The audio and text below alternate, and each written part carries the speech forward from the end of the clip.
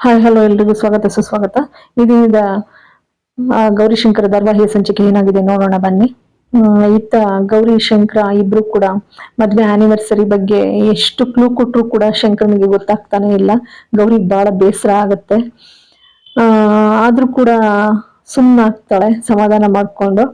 ನಂತರ ಅತ್ತ ಗ್ರೀಷ್ಮ ಮತ್ತೆ ಅವ್ರ ಅಪ್ಪ ಅಮ್ಮ ಮೀರಾ ಶ್ರೀನಿವಾಸ ಮೂರ್ತಿ ಅವರ ಅಜ್ಜಿ ಎಲ್ಲ ಪ್ಲಾನ್ ಮಾಡ್ತಾ ಕೂತಿರ್ತಾರೆ. ಏನ್ ಮಾಡ್ಬೋದು ಗೌರಿಗೂ ಶಂಕರನಿಗೂ ಅಂತ ಹೇಳಿ. ಕೊನೆಗೂ ಅವರು ಒಂದ್ ರೆಸಾರ್ಟ್ ಬುಕ್ ಮಾಡೋಣ ಅಂತ ಹೇಳಿ ಪ್ರಕೃತಿ ಮಡ್ಲಲ್ಲಿ ಚೆನ್ನಾಗಿರತ್ತೆ ಅಂತ ಹೇಳಿ ತೀರ್ಮಾನಿಸ್ತಾರೆ. ಜೊತೆಗೆ ಅಷ್ಟೊತ್ತಿಗಾಗ್ಲೇ ಇಲ್ಲಿ ಆ ಗೌರಿ ಏನ್ ಕೊಡ್ಬೋದು ಏನ್ ಮಾಡ್ಬೋದು ಅನ್ನೋದ್ರ ಬಗ್ಗೆ ಗ್ರೀಷ್ಮ ಅವಳು ಕೂಡ ಪ್ಲಾನ್ ಅನ್ನ ತಯಾರು ಮಾಡ್ತಾಳೆ. ಅಷ್ಟೊತ್ತಿಗಾಗ್ಲೇ ಸುನಂದ ಫೋನ್ ಮಾಡ್ತಾಳೆ. ಏನ್ ಮಾಡ್ಬೋದು ಗ್ರೀಷ್ಮ ಅಂತ ಅವ್ರ ಅಜ್ಜಿ ಜೊತೆ ಕೇಳಿರ್ತಾಳೆ. ಅಜ್ಜವ ಮತ್ತೆ ಗೌರಿಗೂ ಶಂಕರನಿಗೂ ಖುಷಿಯಾಗಿಡಕ್ಕೆ ಏನಾರು ಒಂದ್ ಮಾಡ್ಬೇಕು. ಅವ್ರ ಮದ್ವೆ ಆಗಿ 1 ವರ್ಷ ಆಯ್ತು. ಹೌದೇನೇ ಸುನಂದ, ನೀನ್ ಏನ್ ಮಾಡಕ್ ಸಾಧ್ಯ? ಅಜ್ಜವ ಹಂಗಲ್ಲ, ಏನಾದ್ರೂ ಖುಷಿಯಾಗಿಡಂಗೆ ಹೇಳಿದ್ದು ನಾನು ಅಂತ ಅಂತಾರೆ. ತಡೀರಿ ಗ್ರೀಷ್ಮಂಗ್ ಗೊತ್ತಾಗಿದೆ ಅಂತೇಳಿ ಗ್ರೀಷ್ಮಂಗ್ ಫೋನ್ ಮಾಡ್ತಾರೆ. ಗ್ರೀಷ್ಮಂಗ್ ಫೋನ್ ಮಾಡಿದಾಗ ತನ್ನ ಪ್ಲಾನ್ ಎಲ್ಲಾನು ಹೇಳ್ತಾಳೆ. ಹೇಳಿದಾಗ ಸೂಪರು ಸುನಂದಕ್ಕ, ಚೆನ್ನಾಗೈತೆ ಅಂತ ಅಂತಾರೆ.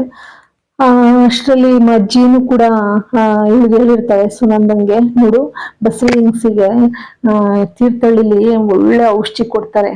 ಆ ಔಷಧಿ ತರಕ್ಕೆ ಇವರಿಬ್ರು ಕಳ್ಸಂಗ್ ಮಾಡ್ಬಿಟ್ರೆ ಜವ ಒಪ್ಕೋಬೇಕಲ್ಲ ಮಾವನ್ ಎತ್ತವ್ವ ನಾನು, ನನ್ನ ಮಾತು ಕೇಳ್ದೆ ಇನ್ಯಾರ ಮಾತು ಕೇಳನು ಅಂತ ಅಂತಾರೆ. ಆಯ್ತು ಅಜ್ಜವ ಹಂಗಾದ್ರೆ ಅಂತ ಹೇಳ್ತಾರೆ. ಆ ಪ್ಲಾನ್ ಕೇಳಿ ಇಲ್ಲೂ ಕೂಡ ಗ್ರೀಷ್ಮ ಎಲ್ರಿಗೂ ಕೂಡ ಖುಷಿ ಆಗತ್ತೆ, ಮೀರಾ ಅವ್ರಿಗೆ ಎಲ್ರಿಗೂ ಕೂಡ. ಅದಕ್ಕೆ ಶ್ರೀನಿವಾಸ ಮೂರ್ತಿ ಅವರು ನಾವಾಗಾದ್ರೆ ಒಂದು ರೆಸಾರ್ಟ್ ಬುಕ್ ಮಾಡ್ಬಿಡ್ತೀನಿ ಅಂತ ಅಂತಾರೆ.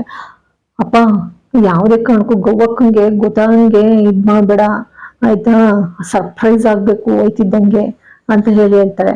ನಂತರ ಅಲ್ಲಿ ಕೂತ್ಕೊಂಡು ಮೀರಾ ಅವ್ರ ಅತ್ತೆ ಒಂದು ಗ್ಲಾಸ್ ಕಾಫಿ ಕೊಡೆ ಈ ಖುಷಿಲಿ ಅಂತ ಕೇಳ್ತಾರೆ ಗ್ರೀಷ್ಮನ್ನ.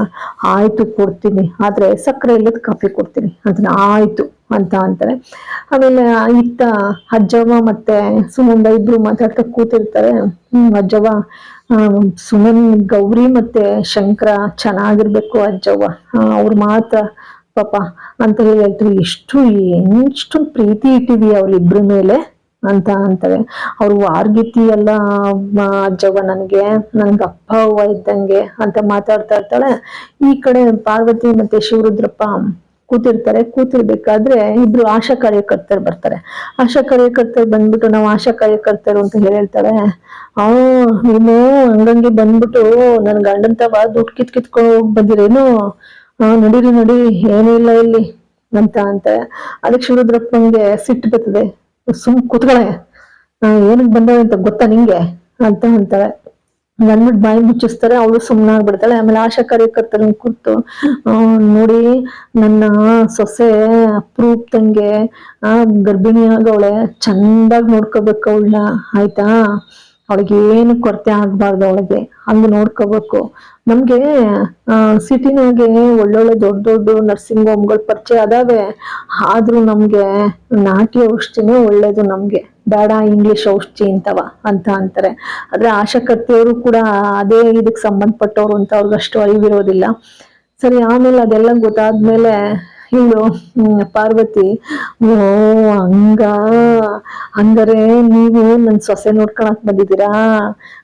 ಆಸ್ತದಾಗೆ ಶಿವರುದ್ರಪ್ಪ ಗೌಡ್ರು ಮನೆ ಸೊಸೆ, ದೊಡ್ಡ ಸೊಸೆ ಅಪರೂಪದಂಗ್ ಬಸ್ರಾಗವಳೆ ಅಂದ್ರೆ ಸುಮ್ನೆಕೇನದು?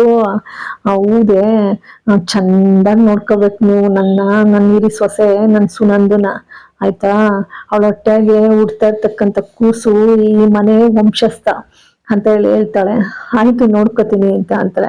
ಆಮೇಲೆ ಪಾರ್ವತಿ ಇದ್ದವಳು, ನಿಮ್ ಸೀರೆ ಚಂದಾಗದೆ ಅಂತ ಅಂತಾಳೆ. ಹಂಗಂತಿದ್ದಂಗೆ ಶಿವರುದ್ರಪ್ಪ ಗದರ್ಕ ತಕ್ಷಣ ಸುಮ್ಮನಾಗ್ಬಿಡ್ತಾಳೆ ಬೆಟ್ಟಾದಂಗೆ. ಆನಂತರ ಈ ಕಡೆ ಹೋಗು ಸುನಂದನ್ ಕರ್ಕಬಾ ಅಂತ ಹೇಳಿ ಕಳಿಸ್ತಾರೆ. ಪಂಕು ಹೋಗು ಸುನಂದನ್ ಕರ್ಕಬಾ ಅಂತ ಹೇಳಿ ಕಳಿಸ್ತಾಳೆ. ಶಿವರುದ್ರಪ್ಪ, ನೀವು ವಾರಕ್ಕೆ 3 ಕಿತ ಬಂದು ನನ್ ಸೊಸೆನ ವಿಚಾರಿಸ್ಕೊಂಡು ಹೋಗ್ಬೇಕು ಅಂತ ಹೇಳ್ತಾಳೆ. ಪಾರ್ವತಿ, ನೀವು ಕೊಡ್ತಿರಲ್ಲ ಅದೆಂತದೋ ಕಾಳು ಕಡ್ಡಿ, ಅದೇನು ಬೇಡ ನಮ್ಗೆ ಅಂತ ಅಂತಾಳೆ. ಆಯ್ತು ಅಂತಾರೆ. ಆಯ್ತು ಶಿವರುದ್ರಪ್ಪನವ್ರೆ, ನಾವು ಖಂಡಿತ ನೋಡ್ಕೊಂಡು ಹೋಗ್ತೀವಿ ಅಂತ ಅಂತಾರೆ. ಬಂದ್ಬಿಟ್ಟು ಪಂಕು ಇವ್ರು ಮಾತಾಡ್ತಾರೆ ಕತ್ ಕೇಳಿಸ್ಕೊತಾ ಇರ್ತಾಳೆ. ಇದೆಲ್ಲ ಏನೋ ಗುಟ್ ಮಾತಾಡ್ತಾವ್ರೆ, ಇದು ಕೇಳಿಸ್ಕೊಬಿಟ್ಟು ನಾನು ಹೋಗಿ ಅಮ್ಮರ್ಗೆ ಹೇಳ್ಬೇಕು ಅಂತ ಅಂತಾಳೆ. ಅಷ್ಟಕ್ಕೆ ಅಜ್ಜವ್ವ ನೋಡ್ಬಿಡ್ತಾಳೆ. ಏನೇ ಪಂಕು ಅದು ಅಂತ ಅಂತಾಳೆ. ಬಂದ್ಬಿಟ್ಟು ಅಜ್ಜವ್ವ ಮತ್ತೆ ಸುಮಂದಕ್ಕನ್ನ ಕರ್ಕಬಾ ಅಂತ ಅಂದವ್ರೆ, ಯಾರು ಬಂದವ್ರೆ ನೋಡಕ್ಕೆ, ಯಾರೇ ಅದು ನೆಟ್ಟಿಗೆ ಹೇಳಿಯಾ ಅಂತ ಅಂತಾರೆ. ದೀಟನೇ ಹೇಳ್ತಾ ಇರೋದು, ಬನ್ನಿ ಬೇಕಾದ್ರೆ ನೋಡಿ, ದೊಡ್ಡ ಯಜಮಾನ್ರ ಕರ್ಕಬಾ ಅಂತ ಅಂದ್ರು ಅಂತ ಅಂತಾರೆ. ಸರಿ ನಡಿಯವ ಸುನಂದ, ಅದೇನ್ ಕೇಳವ ಅಂತ ಅಂತಾರೆ. ಸರಿ ಆ ಕಡೆ ಹೋಗ್ತಾರೆ. ಇತ್ತ ಶಿವರುದ್ರಪ್ಪನಿಗೆ ಎಲ್ಲ ವಿಚಾರನೂ ಹೇಳ್ತಾರೆ. ಅವರು ಕೂಡ ತೀರ್ಥಹಳ್ಳಿಗೆ ಕಳಿಸ್ಬೇಕು ಅಂತ ತೀರ್ಮಾನಿಸ್ತಾರೆ. ಹಾಗಂದ್ರೆ ಈ ಕಡೆ ರುದ್ರ ಕುಡಿತ ಕೂತಿರ್ತಾನೆ. ಅವನ ಪುಡಾಲ್ಗೌಡ ಜೊತೆ, ಆ ಪುಂಡ್ರ ಜೊತೆ ಕುಡಿತ ಕೂತಿರ್ತಾನೆ. ಕುಡಿತ ಕೂತಿರ್ಬೇಕಾದ್ರೆ ಆ ನಾಯಿ, ನಾನೆಲ್ಲ ಹಾಕಿದ್ದು ನಾಯಿ ನನ್ನೇ ಕಚ್ಚಕ್ ಬರ್ತದಲ್ಲ ನೋಡು, ಸುಮ್ಮನೆ ಬಿಡಬಾರ್ದದ ಅಂತೇಳಿ ಕುಡಿತಾ ಇರ್ತಾನೆ. ಕುಡಿಬೇಕಾದ್ರೆ ಇವ್ರಿಬ್ರು ಚೇಲಗಳು ಇರ್ತಾರಲ್ಲ, ಯಾರನ ಅದು ನಾಯಿ ನಾಯಿ ಅಂತಿದ್ಯಾ ಆಗ್ಲಿಂದ, ಮುಚ್ಕೊಂಡ್ ಕೂತ್ಕೊಳ್ರು ಅಂತಾರೆ. ಹಂಗಲ್ಲಣ, ನೀನು ನಾಯಿಗೆ ಯಾರು ಪಾಠ ಮಾಡಿರ್ತಾರೆ ಟೀಚರು, ಮೊದ್ಲು ಅವ್ರನ್ನ ಮುಗಿಸ್ಬೇಕು ನೀನು, ಆಮೇಲೆ ನಾಯಿನ ಮುಗಿಸ್ಬೇಕು ಅಂತ ಅಂತಿರ್ತಾನೆ ರುದ್ರ. ಅದಕ್ಕೆ ಯಾವಾಗಂತ ಅವ್ನಿಗೆ ತಲೆಗೆ ಗಂಟು ಹೊಡ್ದಂಗ ಆಯ್ತದೆ, ಹೌದಲ್ವೇ ಅಂತ ಹೇಳಿ. ಆಮೇಲೆ ಇನ್ನಿಬ್ರು ಚೇಲಗಳು ಕುಡ್ದು ಬಿದ್ದು ಚೆಲ್ಲಾಡ್ತಾ ಇರ್ತಾರೆ. ಅವ್ರ ಇಬ್ರು ಹೋಯ್ತಾರೆ ತುರಾಡ್ಕೊಂಡು. ಇವ್ನ್ ಕೂತ್ಕೊಂಡು, ಹೌದಲ್ವೇ, ನಾನು ಹೆಂಗಾರ ಮಾಡ ಗೌರಿ, ನಿನ್ಗೈತೆ ಕಣೆ, ಸರಿಯಾಗಿ ಗತಿ ಕಾಣಿಸ್ತೀನಿ ಅಂತ ಅಂತಾನೆ. ಹೆಂಗೂ ಗೊತ್ತಾಗ್ಬಿಡ್ತದೆ ಪಾಪ, ತೀರ್ಥಹಳ್ಳಿಗೆ ಹೋಯ್ತಾ ಇರೋದು ಗೌರಿ ಮತ್ತೆ ಶಂಕರ.